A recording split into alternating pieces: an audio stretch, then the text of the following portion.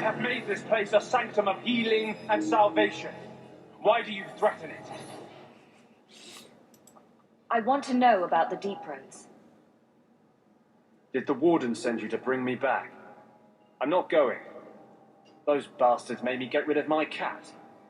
Poor Sir Pouncelot. He hated the deep roads.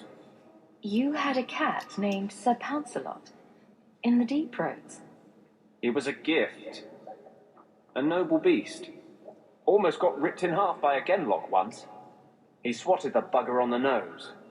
Drew blood, too. The blighted warden said he made me too soft. I had to give him to a friend in Amaranthine. I've always heard that joining the wardens is for life. That's only partly true. The hopelessly tainted by the Darkspawn and plagued by nightmares about the archdemon parts don't go away. But it turns out, if you hide well, you don't have to wear the uniform or go to the parties. So you came to Kirkwall just to escape the wardens? You say that like it's a small thing. Yes, I'm here because there's no warden outpost, no Darkspawn, and a whole host of refugees to blend in with. And some reasons of my own. I need to know how to get into the deep roads. You can tell me willingly or not. Don't threaten me, little girl. You can't imagine what I've come through to get here. I'm not interested... Although... a favor for a favor. Does that sound like a fair deal? You help me, I'll help you. We'll get to the deep roads ourselves. Wait. I have a warden map of the depths in this area. But there's a price. I came to Kirkwall to aid a friend. A mage. A prisoner in the wretched gallows. The Templars learned of my plans to free him. Help me bring him safely past them, and you shall have your maps. Tell me about your friend. His name is Carl Thekla. He was sent here from Ferelden when Kirkwall Circle required new talent. His last letter said the Knight Commander was turning the Circle into a prison.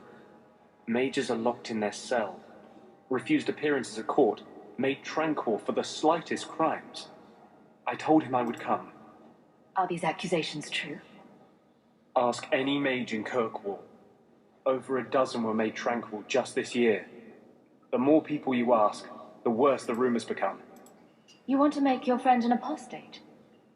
That's such a weighted term.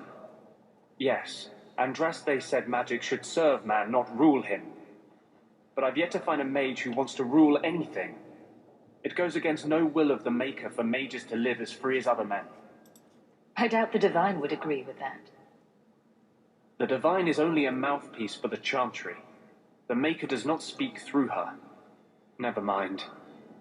I do not seek debate, only your aid.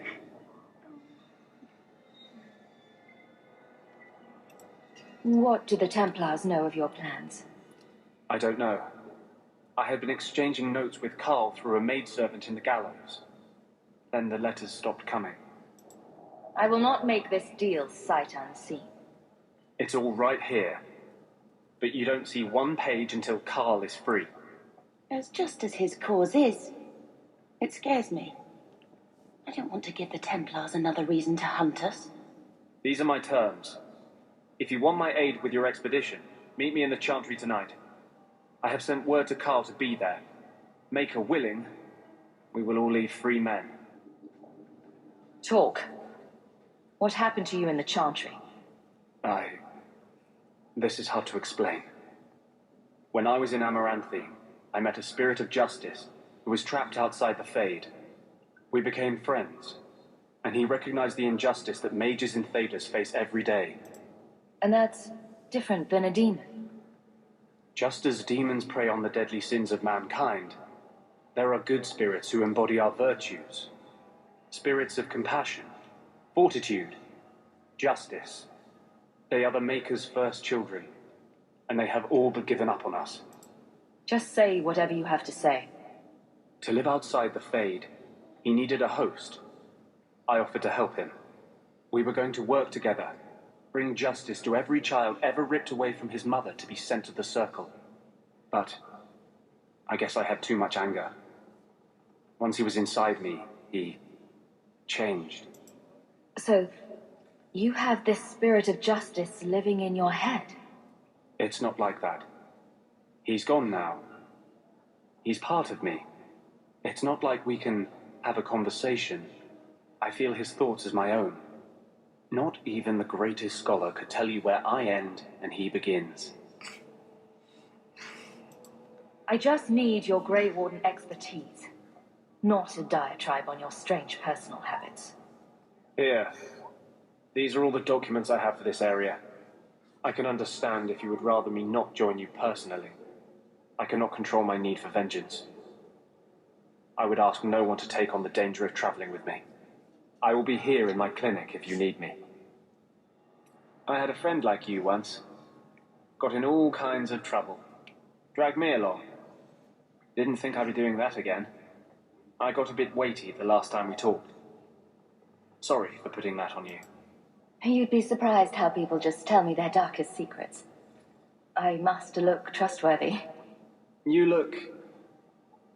something. True. Proud. Like even if you don't agree with me, you'll be honest. I hope I didn't seem too selfish when I told you about justice. I didn't know what would happen. I figured a willing host, a friend. It had to be better than playing the demon and haunting some corpse. Spirits aren't meant to inhabit human bodies. That's what demons do. The Templars have everything. For 1,000 years they've had the Knights, the Lyrium, the bloody Maker on their side. If you're born with magic, they hear about it. They search your little rat-spit village and find you. They tell your parents they'll be thrown in prison if they ever ask about you, stripped of their rights in the eyes of the Maker. And if you run away, they hunt you down. Again and again and again.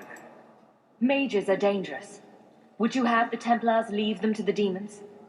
Magic is a tool, same as a bow or sword. Would you cut off a child's hands to ensure he never wields one in anger? Andraste's words were that magic must not rule over man. It is not ruling to simply wish for the same rights as any man. For 1,000 years we've bowed to them. But someday that will change.